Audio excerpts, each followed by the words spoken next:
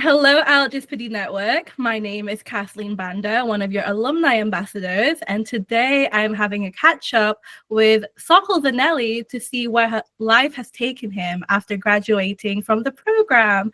So thank you for joining us today, Sokol. Nice to see you again since graduating. So could you please give us a quick introduction of yourself and give me a brief rundown of your current role and or the projects you've been working on since graduating? Hi, Kathy. Hi, everyone.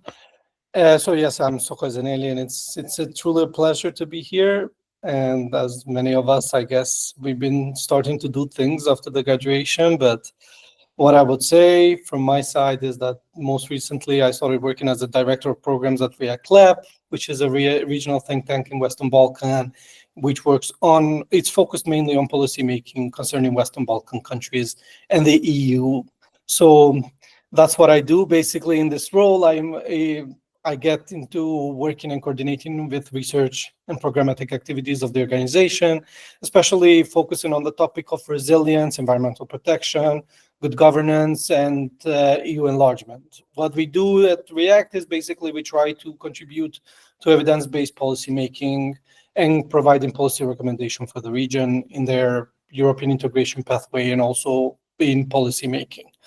Besides React, I also, during this time, I had the chance to also engage as an expert or a consultant for different organizational think tanks, both in the Western Balkan region, but also in the EU.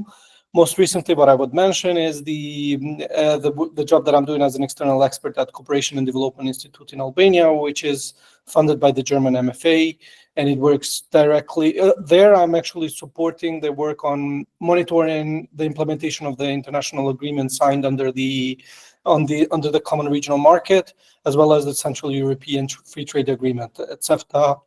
And at the same time, I'm also supporting them on monitoring and evaluating the EU growth plan for the Western Balkan and the implementation of reforms within the reform and growth facility of the EU growth plan.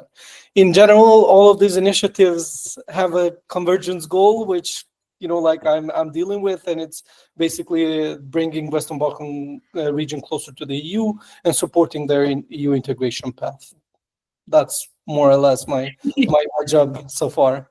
Honestly, you're literally like a jack of all trades. You have done so much. And I remember when you first told me about you were setting up this new policy think tank called React, and that was like what, in Glasgow?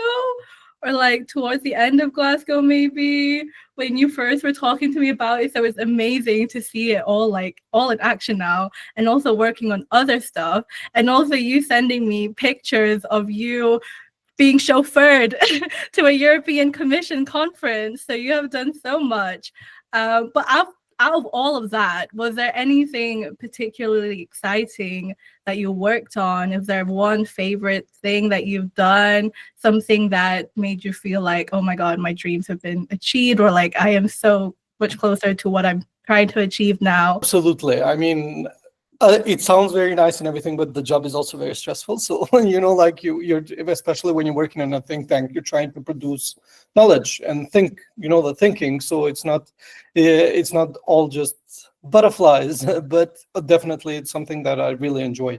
Something that I would definitely like to mention is recently I had the chance to write a chapter for an ebook, which is being published it was published by an Italian organization, and it focused on the big discussion on the current EU budget, the MFF, and also the cohesion policy, which is the biggest spending in the EU. And my chapter within the ebook, it actually focused on the convergence of the EU enlargement policy with the cohesion policy and proposing new ways how to make the cohesion policies available to the candidate countries before the membership in order to support them in their convergence with the EU single market, as well as avoid and adjust to the externalities that come with opening trade to the EU single market. So this is something very interesting that it was just recently published, but I really much enjoyed working with all the authors and editors of the book. It was something very interesting. And also I like academia, so this was a good starting point for me. And maybe something else which I really enjoy that I'm working right now, it's another project with Friedrich Ebert Stiftung. It's a German foundation which is supporting us in Kosovo. We are doing some analysis on the resilience of Kosovo society towards external shocks, be it environmental, institutional. So what I'm doing is basically things that I've learned at Leofana in sustainability science. I'm trying to bring those approaches like resilience and the 4 Rs of resilience framework to basically assess the legal framework of different shocks in Kosovo and see and bring it to a scoring and see how much the Kosovar society and the government are actually prepared to deal with certain shocks. Right now, we did disinformation and hybrid threats in the case of institutional shocks, and how the government in Kosovo is basically regulating both in policy and legal terms the issue of disinformation. We are working right now on the environmental shock. Some of the environmental shocks and the energy security as a shock itself. So these are two of the things that maybe I can mention, which I truly enjoy engaging with. Nice, well done. Congratulations on that. And I know you have, like, before the program, I know you have been working on stuff before, but in light of after doing the whole master's and doing the program, was there any specific skill sets or anything that's influenced your career direction from the program since starting it? For example, you work in academia, or has there anything you've found, like after joining and graduating, you found that your career has shaped differently, or anything you've learned during the master's? I think what I would say is that ILGSPD definitely built me and also helped me improve myself when it comes to what I do with the research. It definitely shaped my career direction, and it provided me with essential foundation, especially the ability to tackle a wide variety of complex topics with real depth, but also from multiple angles, something which I didn't always have. I think that my specialization in Leofana, focused especially on international economic law and sustainability governance has especially helped me in my work. I think that the grounding that I received from all the universities in public international law gave me a broad understanding and increased my analytical skills when it comes to looking at the legal implication of specific agreements. Also, the experience at the eBay, it gave me a lot of understanding of regional cooperation, stability, security dimension, and all of these are very important policy issues in the Western Balkans, the place where I work at. So I think that it truly built my analytical skills, the capacity to approach complex and interconnected policy challenges, but also it gave me a way much deeper understanding and more nuanced understanding of all the challenges that I work with. I think before ILGSPD, I had a lot of experience working in different topics, but mostly my background was in political science and IR. So I truly lacked this understanding of the legal aspects of different things. And the topics that I work with are hugely interconnected when it comes to the legal implications that they bring with them. And I think ILGSPD is exactly at the intersection of that. And that allowed me to expand my understanding as well as the capabilities to analyze them in a more in-depth level. So I think that was the ground where ILGSPD came into play for me.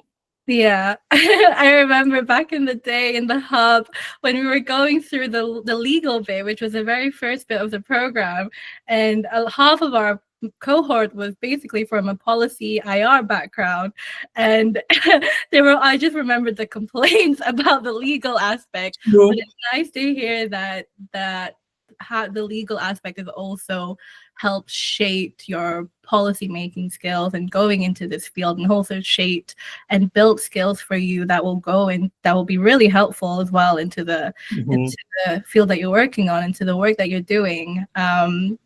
So nice. Yeah.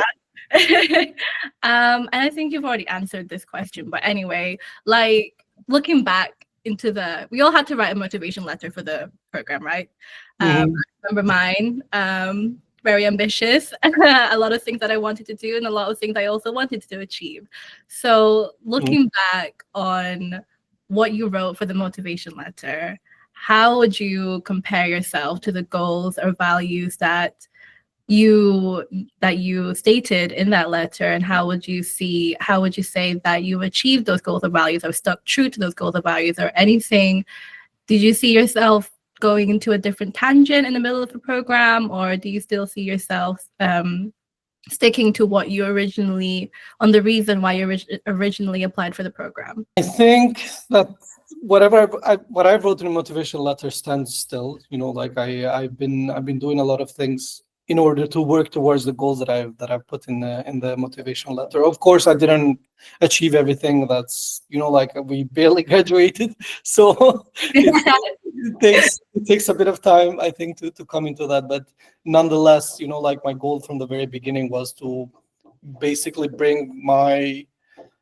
increase my skills and capacities to be able to deal with policy work and address global challenges, and especially in terms of Western Balkans 6, which is it is in a very significant position moving towards the EU, which need to address certain amount of challenges, which doesn't impact just the region but the whole EU. So I think I am doing that in one way. Although the React is a new think tank, it has been doing quite some impactful work, and or whatever we are writing has sparked a lot of interest, both from the EU policymakers and from the region. So I think my passion for delving into legal and policy-focused research, into informed evidence policy recommendation, and all of these are still the goals that I am pursuing, and something that I already stated in the motivational letter when I applied for ILGSPD.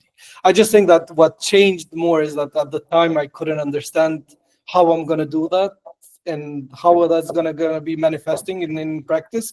And now now that I graduated and I got all of these information skills and all of these practical things, I think it's actually becoming more clear, and I'm moving towards it. So yeah. Right. So going back to your work on React Lab, I know that you collaborated with some of our other graduates, Mariana, Chris, Christopher, to publish some papers. How did you find collaborating with our fellow graduates from different backgrounds, and how do you see that it's shaped the way you see other perspectives? Has it changed the way you've seen other perspectives? Did it help you to have a more globalized view of different topics that you worked on? So yeah, can you elaborate on that? This is very interesting because from the very beginning, when we were starting the ILGSPD, I've seen that we are a very diverse group and we can learn a lot from one another, and that's what we were trying to do.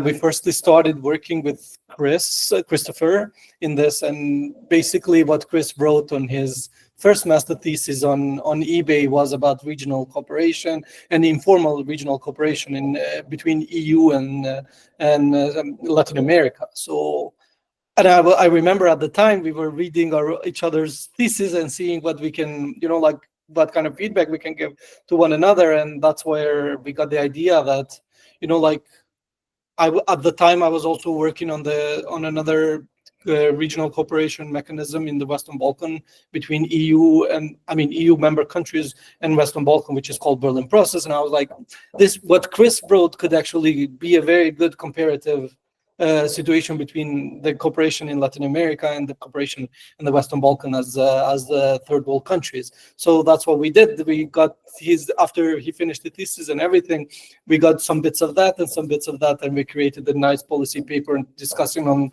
why informality in regional cooperation sometimes is way more valuable and way more effective than formal cooperation within different agreements, which are framed in a certain way, in whatever way that makes it sometimes impossible to come to different conclusions, which need a bit more flexibility. So that's what we did. And it was very interesting because we presented it also in the Berlin Process think tank forum, but also at the leaders meeting, where we were basically advocating not to formalize Berlin Process, but actually keep it in a non-formal way. And because these and this reasons, it's working the way it is. So that was the first time we collaborated with somebody from ILGSPD besides me. And the second time was actually on a very impactful topic, where we did the connection between IR and international law, and more particularly human rights law, we cooperated with Mariana, as you said, and we brought on the agreement between Italy and Albania on the externalization of the asylums migration from Italy to Albania. So this was a very interesting convergence where we got Mariana, who was at the time studying at Tartu, and reading and working a lot on human rights, and we got her expertise to basically evaluate what type of human rights could be violated from this agreement, how that would manifest, and what would be some of the suggestions that we can bring to the tables and recommendation on this topic. And both of these papers actually made it, made a lot of, they sparked a lot of debate, especially the one on Italy and Albania agreement, which is now being even more being discussed with a new migration pact proposed by the EU. So it's a very interesting and also very nice way to know that we have this kind of group within the ILGSPD that we can just rely on into one another to actually make something work and write something impactful. So yeah, that's honestly one of the best things that I found from this program, is that you do find yourself a really good network, close-knit network of people where you can bounce ideas from, collaborate each other, and they're always there. And the fact that we are all from all over the world, we have these amazing comparisons that you'd never think before. Like, for example, again, like what you said before with Chris, comparing Latin America and Western Balkans, that's a comparison that some people might have never thought of before.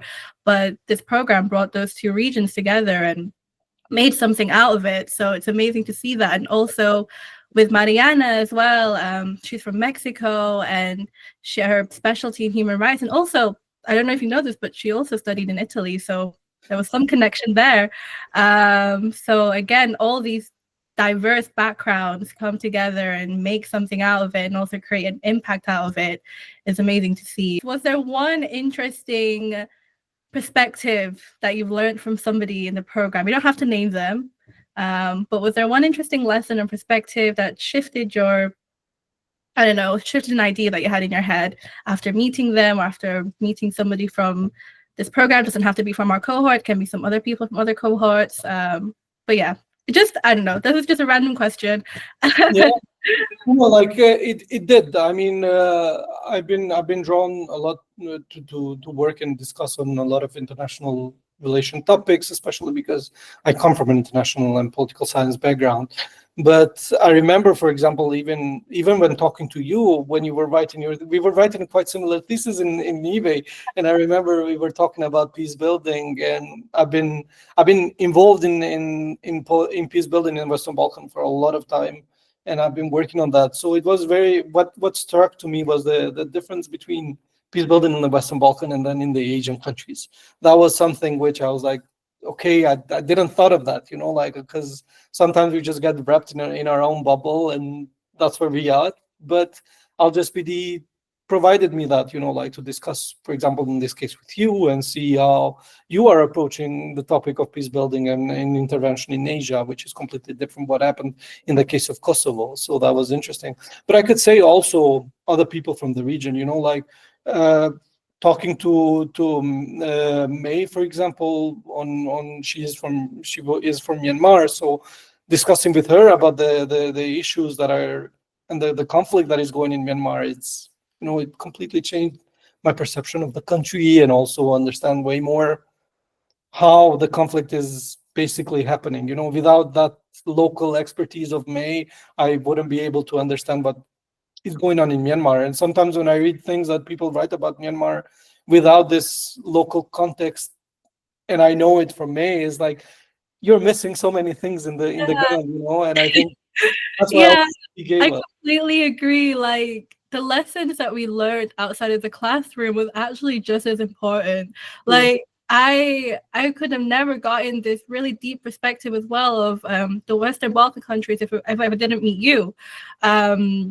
And like the stuff that you read on the research papers is so different from the discussions that we had with our classmates, with our friends, and it does like really change your perspective on a lot of things. And it does give you a more deeper and more comprehensive background of what's actually going on in these different regions. And I think that is one of the, as well, another thing, one of the many list of things that I loved having this global network as well to learn from.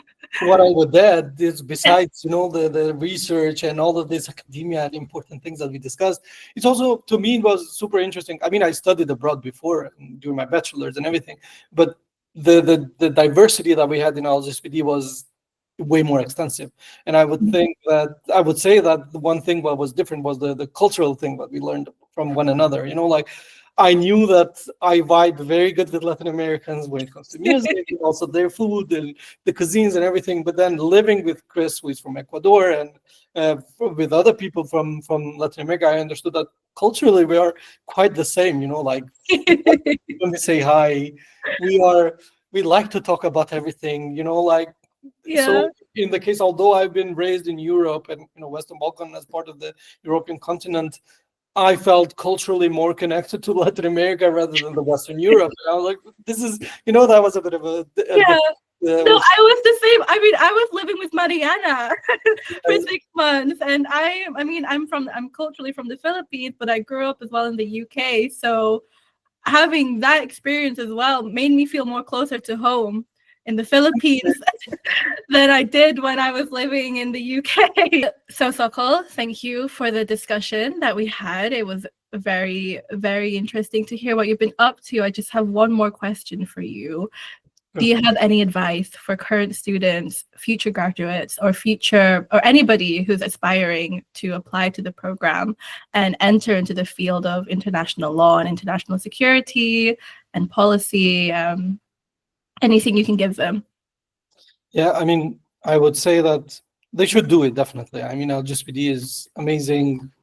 It gives you a lot of things. It prepares you for something, but it prepares you literally to address a lot of issues that we face today. My main advice would be that you need to, I think that if you join ILGSPD, you really need to fully utilize the unique interdisciplinary strength of the program. Like, the ability to understand complex issues from multiple angles, be it legal, political, economic, even security. It's incredibly valuable today. Like, it's the thing that we also need all the time. And we were talking about this, like, it's this integrated way of looking at issues that is going to make us able to actually resolve them.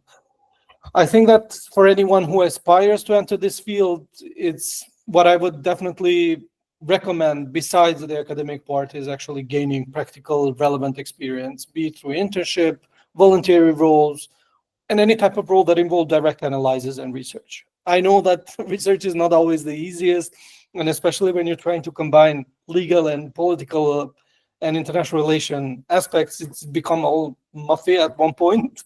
But I think that it's very, very important that you start doing it because practice makes it. So another thing is that you definitely need to stay engaged and informed with current policy discussions and key developments in the field that you are working in, like, be it environmental, be it regional cooperation, be it, I don't know, international agreements, whatever it is, you really need to keep yourself updated on everything that is going on.